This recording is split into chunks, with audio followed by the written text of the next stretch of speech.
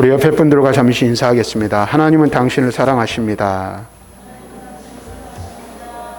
당신이 있어서 참 행복합니다.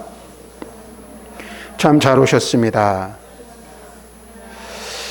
여러분들 지난 한 주간 또 하나님의 은혜 안에서 잘 지내신 줄로 믿습니다. 여러 가지 앞에서도 말씀드렸지만 폭염과 또 코로나19의 엄중한 상황 가운데 있지만 그 가운데서도 하나님께서 우리 성도들을 지켜주시고 또 우리 성도들의 가정을 지켜주시는 줄로 믿습니다. 우리가 이 코로나19를 경험하면서 한 가지 또 깨닫게 되는 것은 일상의 삶으로 돌아가고 또 일상적인 삶을 사는 것이 얼마나 큰 축복이고 또 하나님의 은혜이며 행복한 것인지를 다시 한번 깨닫습니다. 그래서 우리가 간절히 바라는 마음이 있다면 빨리 이 마스크를 벗고 일상의 삶, 이전의 코로나 이전의 삶으로 돌아가기를 바라는 마음이 간절할 겁니다. 사람들은 이처럼 세상에서 행복을 추구하고 살고 또 그 다음에 행복한 삶이 자신의 삶이 되기를 원하는 마음들이 있습니다. 그런데 우리가 행복을 추구하면서 완전한 행복을 구하는데 완전한 행복이 어떻게 우리의 삶에 다가올 것인가 하는 것은 사람들마다 조금씩 그 생각의 차이가 있는 것 같습니다. 그래서 어떤 사람은 세상의 재물이나 명예 혹은 권세가 자신에게 주어지면 그것이 자신에게 삶의 행복을 가져다 주고 완전하고 완벽한 삶을 가져다 줄 것이라는 생각을 하기도 합니다. 그래서 사람들은 끊임없이 어떻게 합니까? 세상의 것들을 추구하고 세상에서 분주하게 살아가는 것을 보게 됩니다. 그래서 여러분들 보세요. 우리들이 자녀들을 위해서 기도하는 것도 그렇고 또 우리가 일상의 삶을 살아가면서 우리가 구하는 것들을 봐도 그렇고 사람들이 살아가는 삶의 방식을 보아도 마찬가지죠. 그래서 좋은 대학 보내고 또 들어가고 좋은 직장에 들어가서 많은 얼굴 받으면 그것이 우리의 삶을 윤택하게 해줄 것이고 또 우리로 하여금 행복한 삶을 살게 할 것이다 라는 생각 속에 우리는 빠져 있습니다. 그래서 더 많이 갖고 더 많이 누리고 더 많은 것을 소유하면 어떻게 해요? 우리는 부족함이 없는 그러한 삶을 살 것이라는 생각 속에 살아갑니다. 그런데 여기서 우리가 한 가지 분명하게 깨닫고 알 수 있는 것이 한 가지 있죠. 그것이 무엇입니까? 인간의 삶은 가득 찬 것 같아도 늘 부족함을 느끼며 살아간다라는 것입니다. 많은 것을 갈구해서 내가 원하고 바라는 것을 얻고 그것을 손에 쥐면 그것으로 인해서 만족할 것 같지만 그 만족감은 잠깐이고 그것이 얼마 지나지 않으면 또 다른 무언가를 갈구하고 무언가를 찾고 무언가에 대한 부족함을 느낀다는 것, 이것이 바로 인간의 삶이고 인생이라 말할 수 있습니다. 그래서 가득함을 느끼는 것 같지만 늘 부족하고 늘 허기지고 늘 모자란 것 같은 삶을 사는 것이 바로 인생이라는 것입니다. 자, 그런데 오늘 우리가 함께 읽은 이 본문의 말씀에 보면 시인은 이렇게 고백하고 있습니다. 여호와는 나의 목자시니 내가 부족함이 없으리로다. 오늘 시인은 일반적인 인생을 살아가는 사람들과 다른 고백을 하고 있는 것을 볼 수가 있어요. 인생이라는 것이 늘 부족하고 늘 모자란 것 같은 허기진 삶을 살아가는 것이 인생이라고 우리는 알고 있는데 오늘 본문의 시인은 어떻게 해요? 부족함이 없다라고 고백하고 있다라는 것입니다. 이와 같은 말씀에서 우리가 깨닫는 것이 무엇입니까? 그것은 이런 거예요. 우리의 삶의 목적과 목표 또는 우리가 누구를 의지하느냐에 따라서 우리의 인생이 부족하고 모자란 인생이 될 수도 있지만 그렇지 않은 인생을 살아갈 수도 있다는 사실을 우리는 본문의 말씀을 통해서 깨닫게 되는 것입니다. 그래서 결론부터 말씀드리면 하나님께서 우리의 목자가 되어주시고 하나님이 우리와 함께하여 주시고 하나님이 우리 인생의 안내자가 되어주시고 인도자가 되어주시면 우리는 그분으로 말미암아 그분으로 인해서 그분 안에서 부족함이 없는 인생을 살아갈 수 있게 된다라는 사실을 우리는 이 말씀을 통해서 깨닫게 되는 거예요. 또 깨달을 수 있어야 하는 줄로 믿습니다. 자, 그런데 우리가 여기서 한 가지 또 기억해야 될 게 있어요. 그것은 무엇이냐면 이 시편 23편을 기록하고 있는 시인, 곧 이 시의 기록자인 다윗은 하나님의 은총에 대하여 자신이 인생을 통해서 겪은 체험을 얘기하고 있는데 이 다윗이 이 시를 기록했을 때나 그의 인생을 돌아볼 때 정말로 부족함이 없는 모자람이 없는 인생만 살았는가? 그렇지 않다라는 거예요. 그는 수없이 많은 고난을 당하였고 어려움 가운데 있었어요. 원수들, 우리가 뒤에서도 살펴보겠지만 대적들의 그 위협 속에 있었지만 그는 어떤 믿음, 어떤 확신이 있었습니까? 하나님이 함께 하시면 피곤하지 아니하고 부족하지 아니하고 위험하지 아니하고 오늘 안전하게 삶을 살아갈 수 있을 것이라는 믿음의 확신을 다윗은 가지고 있었다라는 거예요. 그래서 다윗은 이 시편 23편을 통해서 무엇을 고백하고 있어요? 하나님이 함께 하시는 자신의 인생이 어떠한 인생인지 또 어떠한 삶을 살고 있는지를 고백하고 있는 것을 오늘 우리는 볼 수가 있습니다. 특별히 오늘 우리가 읽은 이 시편 23편의 말씀에서 다윗은 세 가지 항목을 분명하게 제시하면서 오늘 그것을 통해 부족함이 없는 인생이 무엇인지를 말씀해 주고 있는 것을 보게 됩니다. 그래서 이 말씀을 나눔을 통해서 저와 여러분들이 이 세상을 살아갈 때 한없이 부족한 인생, 한없이 모자른 인생, 한없이 갈급한 인생이 아니라 정말로 우리의 인생에 있어서 나는 부족함이 없습니다라고 고백하는 그런 인생을 살아가는 저와 여러분들이 될 수 있기를 주님의 이름으로 먼저 축원을 드립니다. 먼저 우리가 말씀을 살펴보면 다윗은 이런 고백을 하고 있어요. 여호와는 나의 목자시다라고 고백하고 있어요. 근데 우리가 잘 알고 있는 것처럼 이 다윗은 소년 시절에 어떤 삶을 살았습니까? 아버지의 양을 지키던 목자였음을 알 수 있습니다. 그래서 이 다윗은 어려서 아버지의 양을 치면서 이 양의 생태, 양의 생리를 잘 알고 있었어요. 이 양은 어떤 존재입니까? 저는 어렸을 때 저희 집에 염소를 이제 전나는 이 사냥 염소를 키워본 적은 있지만 잠깐 키워본 적은 있지만 가까이서 양을 관찰하고 본 적은 없어요. 그런데 우리가 아는 이 양이라는 것 존재는 한없이 연약한 존재라는 거죠. 그래서 어려서부터 이 양을 치던 이 다윗 목동은 이 양이 얼마나 연약한 존재인지를 잘 알고 그것을 자주 보았습니다. 또한 그는 지금 이스라엘의 왕으로 있지만 자신이 여전히 양과 같이 연약한 존재라는 사실을 말씀을 통해서 고백하고 있는 거예요. 그래서 하나님을 목자로 자신은 한없이 연약하고 나약한 양으로 비유하여 말하고 있는 거예요. 이 말은 다시 말하면 목자 되시는 하나님이 그와 함께 하시지 않으면 그는 아무것도 할 수 없는 연약한 양이라는 존재라고 고백하고 있는 거죠. 그래서 여호와는 나의 목자시니라고 그는 고백하고 있어요. 양은 목자와 함께 있을 때 안전합니다. 양은 목자와 함께 있을 때에 부족함이 없게 되는 것이에요. 자기 홀로 있어서는 부족한 것 투성이고 연약한 것 투성이라는 사실을 이 다윗은 고백하고 있는 것입니다. 특별히 고대 이스라엘의 목자는 우리가 살고 있는 이 시대에, 그다음에 우리가 한반도가 위치해 있는 이 기후와는 완전히 다른 기후에 살고 있죠. 기후가 다르잖아요. 우리나라도 이제 기후가 점점 변화되고 있어서 많이 어려움을 겪고 있어요. 요즘도 이 폭염이 얼마나 이 열기가 뜨거운지 태풍이 지금 발생할 것 같긴 한데 그 태풍이 올지 말지 알 수가 없다는 거죠. 너무 열기가 뜨거워서요. 그런데 이 고대 근동 이 지역은 이 건기와 우기로 뚜렷하게 나뉘어져 있어요. 옛날에 어렸을 때 저희 동네에도 소를 키우는 분들이 많이 있었어요. 근데 소를 키울 때 꼴을 배로 가기도 하고 꼴을 먹이러 간다 그러잖아요. 그래서 어디로 갑니까? 그냥 소 끌고 넓은 들판으로 나가거나 마당으로 나가면 거기 풀어놓으면 소가 마음껏 풀을 뜯어 먹을 수 있었어요. 그런데 여러분 보세요. 건기와 우기가 뚜렷한 데는 어떻게 해요? 우기 때에는 비도 많이 내리고 풀도 무성하지만 건기 때에는 이 풀을 찾기가 너무나도 힘이 드는 것이죠. 뿐만 아니라 마실 물조차도 찾기가 매우 어려웠습니다. 그런데 바로 이러한 때에 목자가 하는 일이 무엇이냐? 양을 푸른 풀밭으로 인도해주고 물이 있는 곳으로 인도해 주는 거예요. 이처럼 하나님은 우리의 필요를 아시고 우리의 필요를 공급해 주신 분이라고 다윗은 고백하고 있습니다. 이것은 누구만 고백할 수 있는 거예요?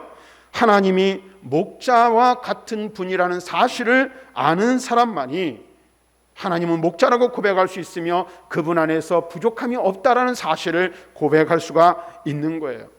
성경은 우리에게 분명하게 말씀하고 계십니다. 하나님은 우리보다도 우리의 필요를 더 잘 아시는 분이시기에 그분이 바로 우리의 목자가 되시기에 가능하다라고 말씀하고 있는 거예요. 그리고 그런 목자 되시는 하나님을 신뢰하고 따라갈 때에 우리는 푸른 풀밭 쉴만한 물가에 도착할 수 있게 되는 것입니다. 여기서 말하는 푸른 풀밭과 쉴만한 물가는 무엇을 말합니까? 하나님의 무한한 공급과 돌보심을 의미하는 것입니다. 하나님께서 우리를 푸른 풀밭에 누이시면 우리는 더 이상 걸을 필요도, 외부의 공격에 신경 쓸 필요도 없고 잡아먹힐 염려 또한 없다라는 것입니다. 하나님이 쉴만한 물가로 우리를 인도하시면 우리는 거기서 어떻게 해요? 진정한 쉼, 참된 안식을 누릴 수 있게 되는 것입니다. 사실 이 세상을 살아가는 사람들의 가장 큰 근심거리, 걱정거리가 무엇입니까? 바로 먹고 사는 문제예요. 또 우리가 분주하고 바쁘게 살아가면서 우리 이 현대인들이 겪는 가장 큰 고통 중에 하나가 무엇이에요? 진정한 쉼과 안식을 누릴 수 없다는 것의 문제입니다. 그래서 한번 말씀드린 적이 있지만은 현대인들이 가장 이 과거에는 정신과 이 진료를 받으면 저 사람이 어떻게 문제가 있나 뭐가 있나 손가락질 하지만 지금은 웬만하면 다 정신과 약을 먹고 있죠. 그만큼 여러분 생각해 보세요. 우리의 심령이, 우리가 살아가는 삶이 발전하고 삶이 윤택해지는 것 같지만 그만큼 윤택해지는 것과 마찬가지로 우리의 심령이 안식을 누리고 사느냐? 그렇지 않다라는 거예요.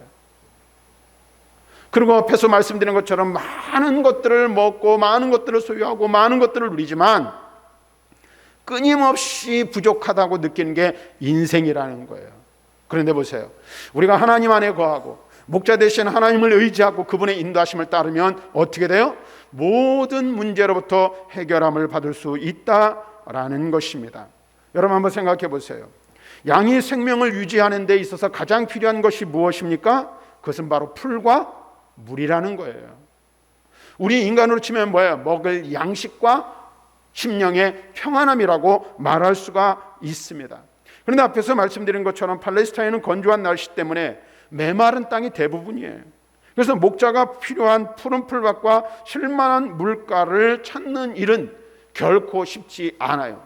양 혼자서는 그것을 찾기는 더더욱 어렵습니다. 그런데 여러분 보세요. 참된 목자는 양들을 푸른 풀밭과 쉴만한 물가로 인도하는 책임과 수고를 마다하지 않는다라는 것입니다.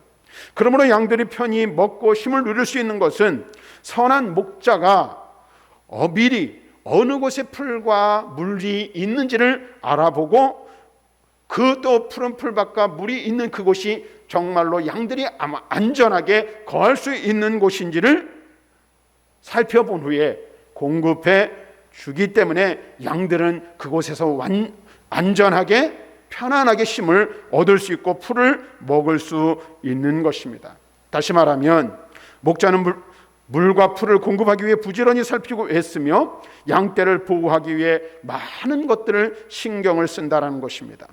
이와 같이 하나님은 우리의 목자같이 되어주셔서 또 다윗의 목자가 되어주셔서 그를 인도하시고 그의 필요를 공급해 주시고 다윗에게 그와 같은 인도하심과 필요를 공급하시는 것처럼 하나님은 우리 인생의 참된 목자가 되어주셔서 우리의 필요를 채우시고 우리의 영혼의 안식을 책임져 주신다는 사실을 우리는 분명히 알아야 하는 거예요. 그래서 하나님이 나의 목자라는 사실을 깨닫고 고백하는 사람들은 무엇을 고백합니까? 우리가 인생을 살아가면서 수없이 많은 어려운 일들과 여러 가지 염려와 근심과 걱정이 우리에게 향하여 오지만 그 가운데서 때를 따라 도우시는 하나님의 은혜가 있었음을 고백하는 거예요. 아니 그것을 믿음의 사람은 고백하지 않을 수가 없습니다. 왜 그럴까요? 하나님께서는 우리의 목자가 되셔서 때를 따라 도우시는 은혜를 우리에게 베풀어 주시고 우리의 필요한 것들을 그때그때마다 채우시고 공급하여 주셔서 그것 때문에 염려하고 근심하며 걱정했지만 때마다 필요한 때마다 채워지는 은혜, 채워지는 역사를 경험하는 거예요. 그리고 믿음의 사람은 그것을 믿음으로 고백하지 않을 수 없는 거죠. 그래서 히브리서 기자는 히브리서 4장 16절에 이렇게 말하고 있어요. 우리는 국률함을 하심을 받고 때를 따라 돕는 은혜를 얻기 위하여 은혜의 보좌 앞에 담대히 나아갈 것이다.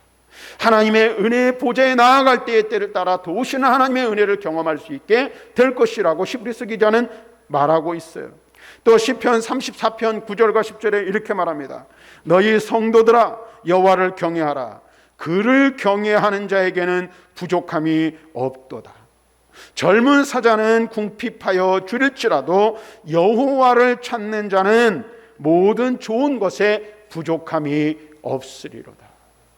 하나님을 경외하고 하나님을 찾는 자에게 하나님이 목자가 되어셔서 젊은 사자는 굶주려 죽을지라도 하나님을 찾고 하나님을 경외하는 자에게는 궁핍함과 모자람과 부족함이 없도록 하시겠다라고 분명하게 말씀해 주고 있어요.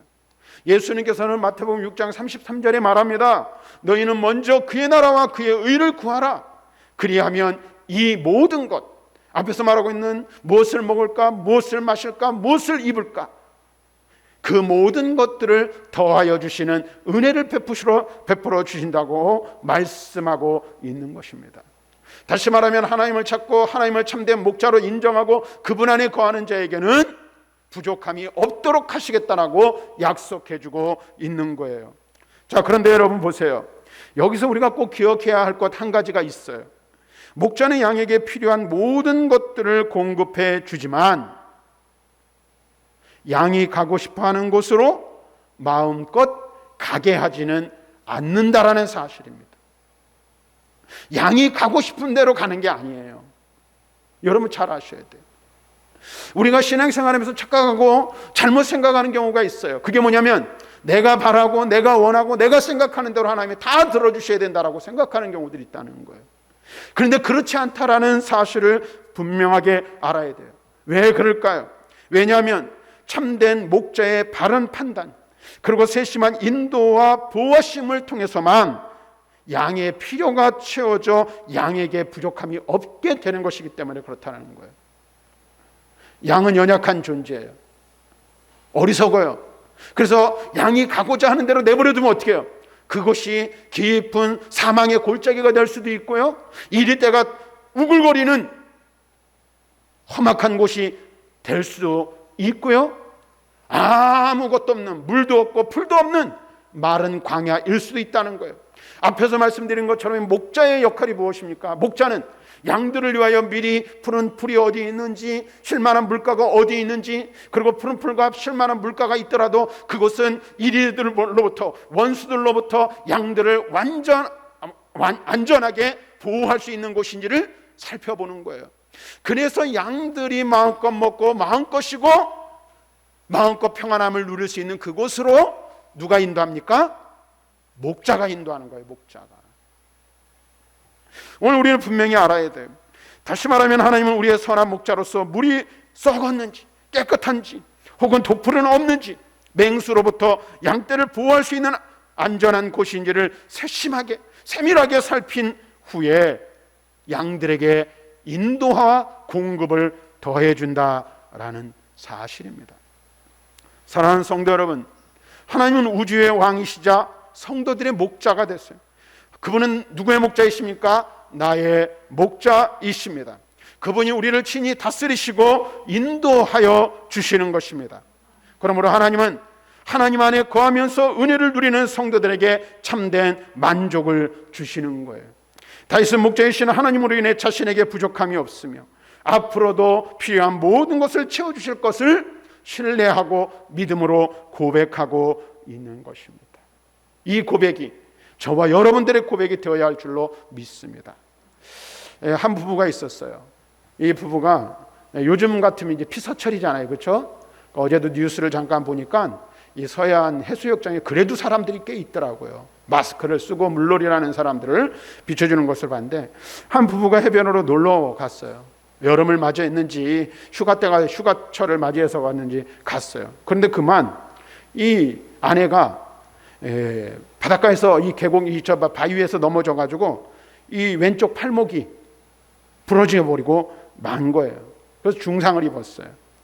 그래가지고 이제 병원에서 입원을 하고 이제 손목을 치료하고 있는데 이때 병문안을 여러 사람들이 온 거예요. 남편의 친구들이 이 병문안을 왔어요. 그러더니 이 남편의 친구 한 사람이 이렇게 말을 하는 것입니다. 부인, 참 운이 좋으십니다. 만약에 왼쪽 팔이 아니라 오른쪽 팔이 부러졌더라면 불편해서 어떻게 할 뻔했습니까? 그러니까 이게 그렇잖아요. 오른손잡이 주로인데 우리가 이 많이 쓰는 팔이 부러지면은 이 왼손이 부러지면 그래도 낫잖아요. 그러니까 오른손이 안 부러진 게 얼마나 다행이냐라고 위로를 한 거예요. 그러자 또 다른 친구가, 남편의 친구가 또 이렇게 이야기를 합니다. 아유, 오른손이 안 부러진 것도 다행이지만 뒤로 넘어져 만약에 허리를 다쳤으면 엄청 고생했을 텐데 그래도 그나마 앞으로 넘어지다가 팔목을 다쳤으니 그나마 또 다행입니다 라고 이야기를 한 거예요. 그랬더니 또 다른 사람이 말합니다. 아유, 그것도 감사하지만 뭐니 해도 병원에 막 도착했는데 담당 의사가 그 자리를 비우지 않고 있었기에 정말 다행이지 만약에 의사라도 없었으면 어떻겠냐고.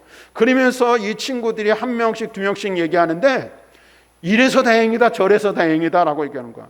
이렇게 이야기를 듣고 보니까 이 여자분이 이 팔목이 부러졌는데도 가만히 보니까 엄청난 행운을 타고난 사람처럼 되어버리고 만 거예요. 여러분 보세요. 좀 우스운 이야기죠. 그런데 사실 어떻게 보면 인생을 살아가면서 우리는 이 이야기가 일리가 있는 이야기라고 생각을 합니다. 우리들이 세상을 살아가면서 부족한 일도 많고 또 사고도 많이 뒤따라요. 여러 가지 많은 일들이 생기잖아요. 근데 그럼에도 불구하고 오늘 우리가 무사한 것 감사해야 돼요. 근데 또 여러분 보세요. 오늘 무사했어도 내일 우리에게 어떤 일들이 일어날지 모르는 연속된 삶을 우리는 살아가요. 근데 하나님께서 우리에게 이렇게 말씀하세요. 뭐라고 말씀하시냐면 내 은혜가 너에게 족하다. 내 은혜가 너에게 족하다라고 말씀하고 있어요. 또 다윗은 오늘 우리가 읽은 이 말씀에서 뭐라고 고백합니까? 여호와는 나의 목자시니 내게 부족함이 없으리로다 라고 고백하고 있습니다. 사랑하는 성도 여러분, 진정 우리도 어떠한 가운데 있든지 하나님의 은혜의 풍성함을 고백할 수 있어야 된다는 거예요. 인생을 살아가면서 수없이 많은 어려운 일들을 만날 수 있어요. 고난을 당할 수도 있어요. 생의 어려운 일들이 반복돼서 우리의 삶 가운데 끊임없이 일어나요. 그런데 여러분 보세요. 이 이야기의 이 여자처럼 우리가 똑같은 어려움을 당하지만 그것을 어떤 시각에서 바라보느냐에 따라서 그것이 어려움, 괴로움, 고난이 될 수도 있지만 그렇지 않을 수도 있다는 사실을 알 수 있어요. 그런데 더 중요한 것은 무엇입니까? 하나님이 나와 함께 하시고 하나님이 나를 인도하시고 하나님이 나를 붙드시면 우리는 부족함 없는 인생을 살아가게 된다라는 사실입니다. 하나님의 은혜의 풍성함을 우리는 고백할 수가 있어야 돼요. 그래서 저와 여러분들의 고백, 믿음의 고백이 다윗의 고백처럼, 다윗이 고백한 것처럼 하나님은 나의 목자이십니다. 그래서 나는 부족함이 없습니다라는 이 고백이 저와 여러분의 고백이 되어야 할 줄로 믿습니다. 하나 더 말씀드리면 양들은 때때로 뒤집혀져서 죽을 고생을 하는 경우가 있대요. 그래서 양이 아마 그런 것 같아요. 뒤집어져서 이렇게 배를 하늘로 하고 누우면 스스로는 일어날 수가 없답니다.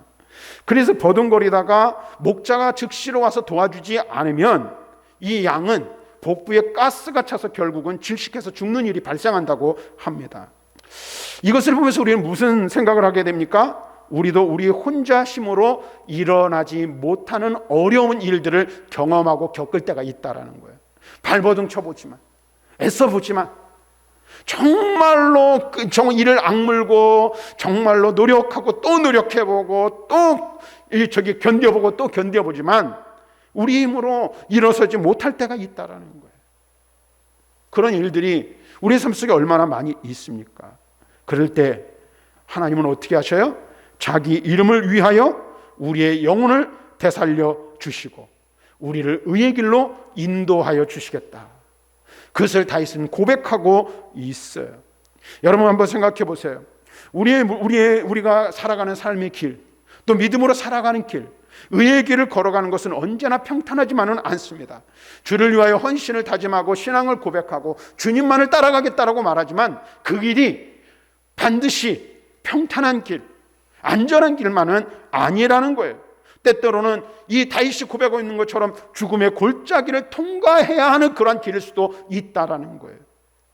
그러나 우리가 기억해야 할 것은 변하지 않는 한 가지 사실이 있다는 거예요. 그 순간에도 우리가 안심하며 평안을 누릴 수 있는 이유가 있다라는 거예요. 그것이 무엇입니까? 하나님이 나를 인도하시고 하나님이 나를 보호하여 주신다는 사실이에요.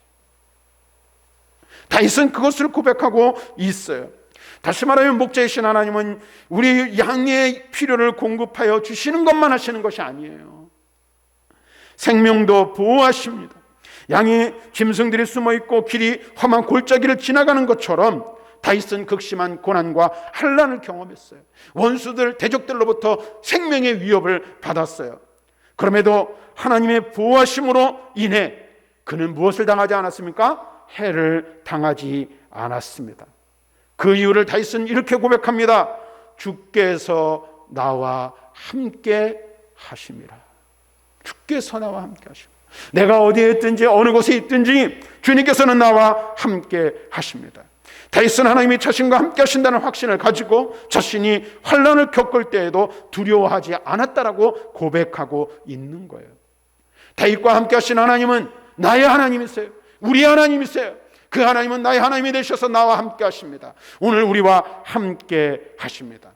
출애굽기 3장 12절에 말합니다. 하나님이 이르시되 내가 반드시 너와 함께 있으리라. 이사야 43장 2절에 말합니다. 내가 물 가운데로 지날 때 내가 너와 함께 할 것이라. 강을 건널 때에 물이 너를 침범하지 못할 것이며 내가 불 가운데로 지날 때에도 타지 아니할 것이요 불꽃이 너를 사르지 못하리니. 하나님이 나와 함께 하시기 때문에 그래요. 하나님은 양을 보호하시는 목자이십니다. 광야의 짐승들은 늘 양떼를 누리고 있습니다. 불을 뜯고 물을 마시고 다음 장소로 이동할 때에도 양은 늘 생명을 위협당하는 상황에 노출되어 있습니다. 그늘져 어두운 골짜기를 지날 때는 더 많은 위험이 뒤따르기 마련입니다.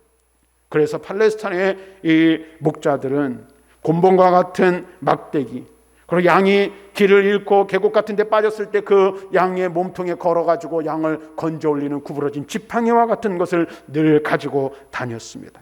이와 마찬가지로 연약하고 무지한 우리도 하나님의 전적인 보호로 말미암아 안전하게 살아가는 인생이라는 것입니다. 악인들은 언제나 그리스도를 해하려고 혈안이 되어 있습니다. 그러나 선한 목자이신 예수 그리스도께서 우리를 죄와 악과 원수들로부터 보호하여 주십니다.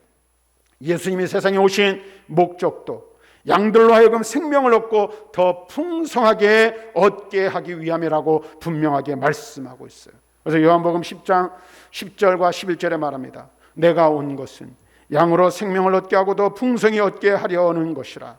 나는 선한 목자라. 선한 목자는 양들을 위하여 목숨을 버리거니와 라고 말합니다. 예수 그리스도께서는 자신의 생명을 버리시면서까지 양들을 사랑하시고 보호하시는 참된 목자, 선한 목자이십니다. 선한 목자이신 주님은 지금도 우리의 영혼의 안식을 위하여 우리를 이끌어 가시고 인도하여 가십니다. 나와 함께 하십니다. 이 사실을 우리는 분명하게 기억해야 돼요. 이제 마지막으로 하나 더 말씀드리면 선한 목자 하나님은 우리의 선한 주인이 되어주신다는 것입니다. 다윗은 하나님을 오늘 말씀해 보면 목자라고 표현하고 있고요, 손님을 환대하는 주인으로 묘사하고 있어요. 그래서 하나님과 자신이 얼마나 친밀한 관계인지를 보여주고 있어요. 그래서 5절 말씀에 보면 이렇게 말하고 있어요. 주께서 내 원수의 목전에서 내게 상을 차려주시고 기름을 내 머리에 바로 부으셨으니 내 잔이 넘치나이다. 여기서 놀라운 것은 하나님의 풍성한 잔치상을 베푸는 상황이 원수들이 지속적으로 다윗을 대적하던 상황 가운데라는 것입니다.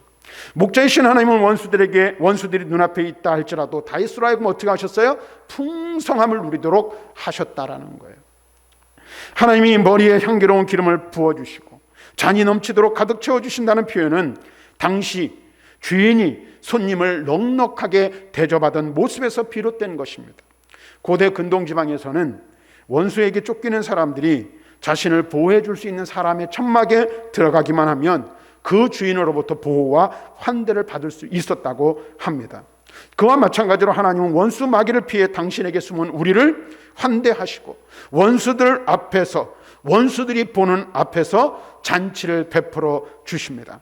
하나님의 선하심과 한결같은 사랑은 우리가 영원한 하나님의 집에 거하기까지 지속되어질 것이라고 말씀하고 있습니다. 그래서 하나님은 자기 백성을 초대하고 풍성하게 대접하시는 주인과 같습니다. 성도들로 하여금 원수들 앞에서도 이 풍성함을 누리게 하는 것이 바로 하나님의 은혜라고 다윗은 고백하고 있습니다.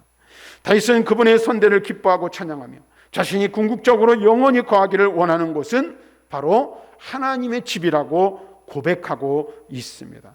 다윗은 하나님이 베푸신 선하심과 인자하심을 기억하며 앞으로도 하나님이 진실한 사랑과 평안으로 함께 하실 것을 확신으로 고백하고 있습니다. 목자이신 하나님과 영원히 함께하며 그 풍성함과 보호와 안전을 누리고 하나님과 교제할 수 있는 저와 여러분 우리 모두가 되어야 할 줄로 믿습니다. 사랑하는 성도 여러분, 오늘도 하나님은 우리로 하여금 차고 넘치는 사랑으로 돌봐주신다는 사실을 믿으십니까? 하나님이 우리의 주인이시라는 믿음을 가지고 하나님을 더욱더 기쁘시게 해드리는 성도들, 저와 여러분들이 될 수 있기를 바랍니다. 선한 목자가 되신 하나님께서 자기의 양들을 최선을 다해 돌보신 것처럼 우리를 향하신 하나님의 사랑과 돌보심은 끊임이 없고 그 돌보심은 부족함이 없습니다. 하나님이 지금까지 우리를 인도하신 것 같이 앞으로도, 아니 영원토록 그분의 선하심과 인자심이 우리를 따를 것입니다. 이것이 목자 되신 하나님을 평생 따랐던 다윗의 고백임을 시편을 통해 말씀하고 있습니다. 바라기는 이 고백이 온전한 저와 여러분의 고백이 되기를 주님의 이름으로 간절히 축원합니다.